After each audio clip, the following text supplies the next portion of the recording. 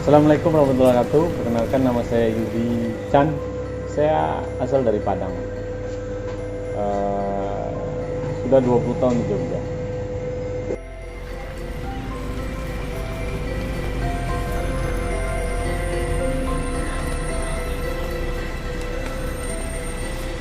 Saya merintil bisnis, saya datang ke Jogja itu tahun 2003. 2003 saya lulus SMA. Saya mulai dari emperan toko. Emperan toko tahun 2003 itu Malioboro masih di luar. Depan sana tuh Malioboro. Terus waktu itu saya belum punya tempat, sembari saya kuliah. Nah, saya kuliah di pariwisata. Tetapi karena kebutuhan, saya tidak punya uang. Akhirnya saya terlibat di Malioboro. Saya menjualkan barang-barang teman-teman yang saya cari kenalan di Malioboro. Kemudian saya jualkan barangnya. Sering berjalan waktu, saya berpikir daripada saya jualin barang orang, mending saya jualan sendiri. Nah, saya mulai dengan 77.000 utang. Saya utang kepada salah seorang teman yang saya kenal di Jogja. Terus saya jualan liar. Waktu itu liar itu ada tempat kosong, saya isi. Sembari itu saya juga belum punya kos. Saya tidur di emperan. Di emperan, cuman tidak lama. Terus saya jualan hingga sekarang.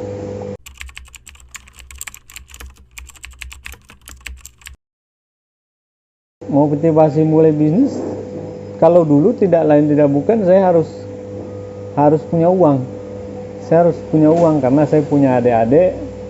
Adik saya masih 3, kakak saya 2. Nah, saya laki-laki tertua. Karena saya laki-laki tertua, saya punya tanggung jawab. Bertanggung jawab ke adik-adik saya. Nah, itu aja motivasi saya harus jadi sukses gitu aja. Karena saya mulai dari nol ya, saya tidak berbisnis dengan cara sistematis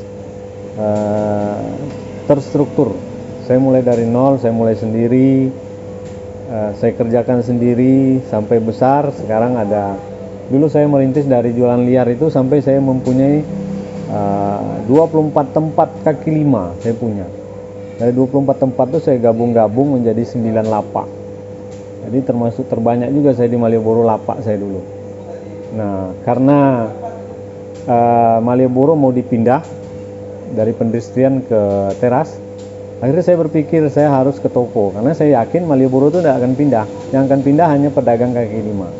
Akhirnya saya loncat ke toko pasca Covid. Nah, itu masa sulit-sulitnya, keadaan keuangan goyang. Tapi saya punya prinsip, saya berani. Gagal itu biasa. Yang penting mencoba. Tidak mencoba pasti gagal.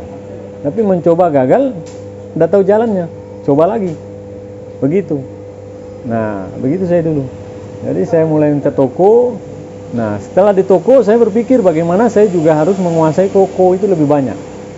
Saya target itu bisa suatu saat menguasai Jogja itu dengan oleh-oleh. Nah, begitu. Jadi pusat oleh-oleh. Ya, saya tuh Krishna Bali. Jadi saya melihat Krishna Bali itu sebagai role model saya. Karena Aji itu juga orang biasa. Kenapa sih memilih jalur bisnis sebagai jalan sukses Bapak? Ya, kata Nabi, 9 pintu rezeki itu adalah dagang. Dimanapun kita boleh lihat, orang kaya itu pasti pedagang. Tidak ada orang kaya itu orang pedagang, yang bebas itu pedagang, ya kan? Tidak terikat waktu. Nah, jadi bisnis itu bagus dan menyenangkan. Kalau saya mungkin banyak stresnya, teman saya menikmati. Di situ seninya ya, Pak. Nah, ketika ada pencapaian, di sana kenikmatannya. Bukan sesuatu terus bisa beli ini, bukan itu. Tetapi sesuatu yang bisa saya buat, itu saya pencapaian. Apalagi ada masalah terselesaikan, itu nikmat. Begitu. Ngomong-ngomong kan Bapak terinspirasi dari Panto, tapi hal apa sih yang membuat Bapak terinspirasi inspirasi Dari Pak Ito Santosa? Ipo Santoso. Saya dari dulu senang membaca buku-buku orang sukses ya. Misalnya mungkin itu letting-lettingannya Pak Ipo ya. Pak Ipo Santoso, terus Bong Chandra, jadi properti. Saya baca buku The Power of a Puppet, kekuatan otak kiri, otak kanan. Saya senang, saya juga banyak mengikuti seminar. Nah, saya juga alumni dari University Entrepreneur. Pak Ipo juga ikut itu, dia alumni sana juga. Dia juga sebagai pembicara kayak sekarang. Nah, beliau itu mempunyai perjalanan yang bagus sekarang. Kalau dulu perjalanannya nggak bagus karena sulit. Dia pernah dibully secara fisik, lemahnya fisik, dia punya penyakit dalam. Yang beliau punya itu keyakinan. Nah, Pak Ipo itu lebih ke semangat, spirit, cuman dengan jalur Islami. Itu, saya senang beliau. Bahkan saya pernah terpikir ingin masuk Umar Usman. Pak Ipo punya kampus itu toh. Cuman kemarin pas teman-teman kesini, saya dengar itu langsung saya merasa familiar aja. Saya punya buku beliau. Nah, acara-acara YouTube beliau saya sering ikutin. Begitu. Orang-orang itu anak muda ya terutama, itu mereka terlena dengan masa mudanya. Tidak banyak mereka memulai dengan masa mudanya dengan berpikir bagaimana lebih baik. Saya juga terlena dengan masa muda saya. Saya ingin terlihat keren semuanya. Cuman sekarang saya sesali. Coba saya memulai berpikir dengan baik itu dari umur saya benar-benar masih muda, mungkin lebih baik. Nah, teman-teman yang punya orang tua sudah entrepreneur, pengusaha, itu bersyukurlah. Karena kita tinggal lanjutkan. Jangan terlena dengan sesuatu yang sesaat. Misalnya saya ngomong, "Pas saya pengen jadi ini, itu hanya sesaat." Biasanya Gengsi aja. Sementara kalau pengusaha itu kita bisa lakukan apa aja kalau jadi. Nah, untuk teman-teman pengusaha berani. Kalau saya sih mikirnya berani. Ambil risiko, tapi berani dalam mengambil risiko itu juga ada pertimbangan, tidak asal, tidak gegabah, harus ada riset, gitu, ada role model, gitu.